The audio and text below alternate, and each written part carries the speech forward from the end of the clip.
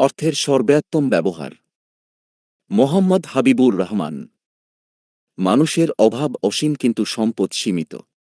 আজ যে দিনমজুর তার যেমন অভাব রয়েছে, আবার যে কোটিপতি তারও অভাবের শেষ নেই।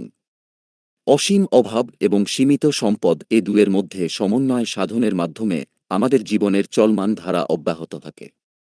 মানুষ স্বাভাবিকভাবেই অগ্রাধিকার বিবেচনায় প্রথমে মৌলিক চাহিদা যেমন খাদ্য, বাসস্থান, শিক্ষা, চিকিৎসা, পোশাক ইত্যাদির চাহিদা মেটাতে ব্যস্ত থাকে। এসব চাহিদা পূরণ হলে নিরাপত্তা, বিলাসদ্রব্যের ব্যবহার, আত্মসম্মান, সামাজিক স্বীকৃতি ও মর্যাদার চাহিদা পূরণে ছুটতে থাকে। মানুষের জীবন ও জীবিকার জন্য অর্থ অপরিহার্য। মানুষের চাহিদার সাথে প্রয়োজনীয় পরিমাণ অর্থের যোগান থাকলে সহজেই আত্মতৃপ্তি লাভ করা যায়। এতে মানুষের জীবনযাপন প্রক্রিয়ায় শৃঙ্খলা ও শান্তি বজায় থাকে। কিন্তু মানুষ যখন তার প্রয়োজনীয় চাহিদা মেটাতে প্রয়োজনীয় অর্থের ঘাটতি থাকে, তখন সে অভাব বোধ করে। আবার কিছু মানুষের চাহিদার শেষ নেই, লোভের বশবর্তী হয়ে অর্থের পিছনে ছুটতেই থাকে। এ ছুটে চলার যেন শেষ নেই। বৈধ অবৈধ নানান পন্থায় অর্থ উপার্জনের প্রচেষ্টায় লিপ্ত থাকে। এরূপ অসম প্রতিযোগিতায় লিপ্ত হয়ে মানুষ তার নৈতিক মূল্যবোধের বিসর্জন দেয় এবং দুর্নীতিতে জড়িয়ে পড়ে। অর্থের সর্বোত্তম ব্যবহারে করণীয়: ১. আয় ব্যয় সামঞ্জস্য। সম্পদ বা আয়ের সাথে সামঞ্জস্য রেখে চাহিদা পূরণে ব্যয় করাই শ্রেয়। আবার অপ্রয়োজনীয় বা অপেক্ষাকৃত কম প্রয়োজনীয় জিনিস কেনা থেকে আমাদের সাবধানতা বজায় রাখা দরকার। কেননা অপচয়কারী হল শয়তানের ভাই। অপচয় করা হতে আমাদের বিরত থাকতে হবে। আমরা বাইরের ঠাট বজায় রাখতে গিয়ে আয়ের চেয়ে ব্যয় বেশি করে চলি। আবার এসব বাড়তি ব্যয় মেটাতে অবৈধ পন্থায় অর্থ উপার্জন করি বা ঋণ করি। এসব মোটেই ঠিক না। অসামঞ্জস্যপূর্ণ জীবন মানে লাগামহীন ছুটে চলা ঘোড়ার মতো, যে কোনো মুহূর্তে দুর্ঘটনায় নিমজ্জিত হতে হয়। এসবের পেছনে লিপ্ত হয়ে মানুষ তার মূল্যবান জীবনটাই অনেক ক্ষেত্রে বিসর্জন দিয়ে দেয়। বিলাসী দ্রব্য ব্যবহার, বিলাসী জীবনযাপন বা প্রয়োজনের তুলনায় অধিক অর্থ ব্যয় পরিহার করতে হবে। ছেলেমেয়ে, পরিবার পরিজনকেও একই শিক্ষায় ব্রত হতে হবে। ২. ঋণ গ্রহণ, লাভজনক খাতে বিনিয়োগ, ব্যবসা বাণিজ্য বা কোনো দৃশ্যমান স্থায়ী সম্পদ অর্জনের উদ্দেশ্যে ঋণ গ্রহণের প্রয়োজন হয়। এসব প্রয়োজনে ও চাহিদার বিপরীতে পর্যাপ্ত অর্থের যোগান না থাকলে আমরা বিভিন্ন ব্যক্তির নিকট হতে, ব্যাংক ও আর্থিক প্রতিষ্ঠান হতে ঋণ গ্রহণ করে থাকি। কিন্তু অহেতুক বা অযথা খরচের জন্য ঋণ নেওয়া যাবে না। গৃহীত ঋণের টাকা পরিশোধের জন্য একটি ধারাবাহিক সুব্যবস্থা থাকতে হবে। পুনরায় ঋণ করে ঋণের টাকা পরিশোধের ব্যবস্থা করা যাবে না। এতে ঋণের বেড়াজালে বন্দিত্ব হতে হয়। জীবনে টেনশন বাড়ে, হতাশায় নিমজ্জিত হয় এমন কাজে ঋণ করা যাবে না। অর্থাৎ ঋণ করে ঘি খাওয়া যাবে না। ৩. ক্রেডিট কার্ডের ব্যবহার। আধুনিক জীবনযাপনে অভ্যস্ত অনেকেই আমরা ক্রেডিট কার্ড ব্যবহার করি। কিন্তু ক্রেডিট কার্ড ব্যবহারে সতর্কতা অবলম্বন করতে হবে। ক্রেডিট কার্ডের টাকা কিন্তু নিজের টাকা নয়। ব্যাংক থেকে ঋণ নেওয়া টাকা। কার্ডে লিমিট আছে ভেবেই ইচ্ছান্ত খরচ করা যাবে না। সময়মতো পরিশোধ করতে না পারলে বড় অঙ্কের জরিমানা পরিশোধ করতে হতে পারে। পকেটে নগদ টাকা নাই অথচ ক্রেডিট কার্ড দিয়ে উচ্চমূল্যের আইটেমের পিছনে হাজার হাজার টাকা ব্যয় করা যাবে না। তবে মনের তীব্র আকাঙ্ক্ষা থাকলে চাহিদা ও অর্থের যোগান বিবেচনায় কদাচিৎ করা যেতে পারে। ৪. চাহিদার অগ্রাধিকার। মানুষের জীবনে একই সাথে অনেক চাহিদা এসে হাজির হতে পারে। কিন্তু সময়, পরিস্থিতি ও অর্থের যোগান বুঝে চাহিদাগুলোকে অগ্রাধিকার ভিত্তিতে সাজাতে হবে। যেমন একই সাথে কোনো ব্যক্তির আইফোন কেনার, সন্তানের ভালো স্কুলে ভর্তি ও চিকিৎসার প্রয়োজন হতে পারে।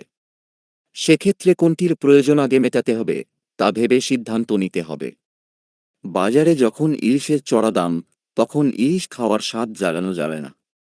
অনেক সময় প্রয়োজনীয় চাহিদা মেটাতে একাধিক বিকল্প অপশন সামনে এসে হাজির হয়। সেক্ষেত্রে সবচেয়ে বেশি উপযোগ পাওয়া যাবে এমন অপশনটি বাছাই করতে হবে। এক্ষেত্রে অর্থের সর্বোত্তম ব্যবহার নিশ্চিত করার ওপর গুরুত্বারোপ করতে হবে এবং অপচয় রোধ করতে হবে। ৫. মানব কল্যাণ। অধিক অর্থ আবার অনর্থ ডেকে আনে।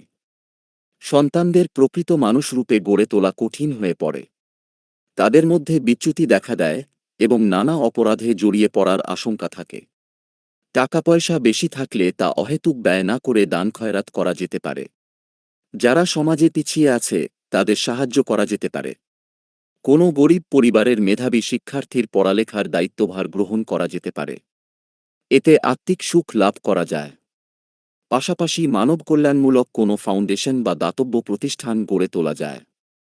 ৬. মিতব্যয়িতা। অর্থের সর্বোত্তম ব্যবহারের সাথে মিতব্যয়িতার গভীর সম্পর্ক রয়েছে। মিতব্যয়িতা হল পরিমিত ব্যয়, প্রয়োজনমতো ব্যয় বা আয় বুঝে ব্যয় করা। মিতব্যয়িতা ও কৃপণতা এক নয়। কৃপণতা হল প্রয়োজনের সময়ও খরচ না করা। অপরদিকে মিতব্যয়িতা হল প্রয়োজন যতটুকু ততটুকু ব্যয় করা। অন্যভাবে বলা যায়, অপচয় ও কৃপণতা এ দুয়ের মাঝখানে মধ্যম পন্থা অবলম্বন করাই মিতব্যয়িতা। জীবনে চলার পথে মিতব্যয়ী ব্যক্তিকে খুব কমই অর্থসংকটের মুখাপেক্ষী হতে হয়।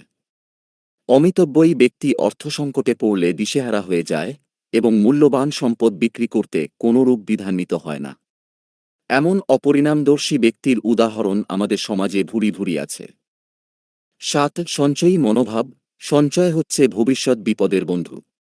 ভবিষ্যতের কথা চিন্তা করে আমাদের দৈনন্দিন আয়তে কিছুটা হলেও সঞ্চয় করতে হবে।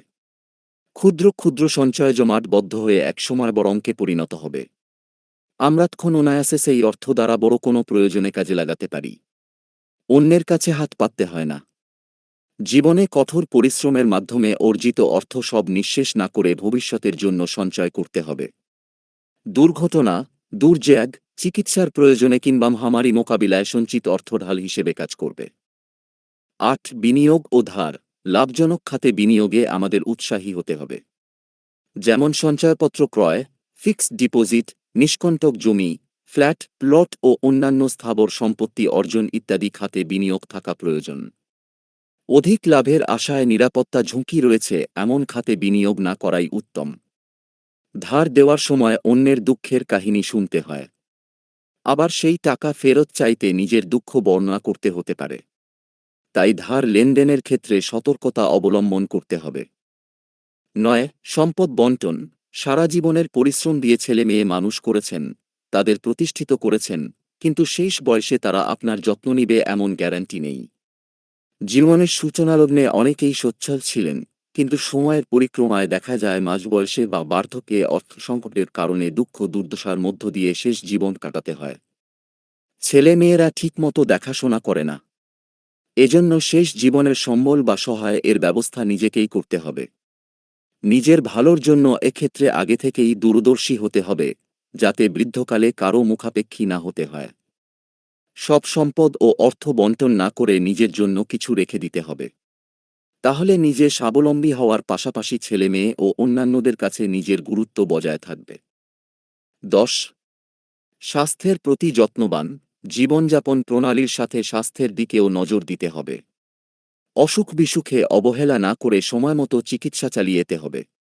অর্জিত টাকা পয়সাও সম্পদ ধরে রাখতে স্বাস্থ্যের প্রতি যত্নবান হতে হবে।